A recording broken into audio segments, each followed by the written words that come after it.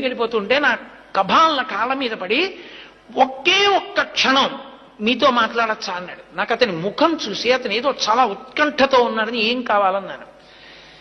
మీరు చెప్పినంత నమ్మకంతో నిలబడితే వెంకటేశ్వరుడు పిలుస్తాడా దర్శనానికి అన్నాడు. నేను హామీ, ఖచ్చితంగా పిలుస్తాడన్నాడు. నేను మీరు చెప్పినట్టు బతికి చూస్తానన్నాడు. అతను ఒక 6-7 నెలలు పరమ ధార్మికంగా చక్కటి జీవనం చేశాడు. అతనికి తెలిసి ఉండి వెంకటాచలం కొండ మీదకి వచ్చాడు. అతను వచ్చినట్లు నాకు తెలియదు. అతను కొండ మీదకి వచ్చి నాకు ఫోన్ చేశాడు.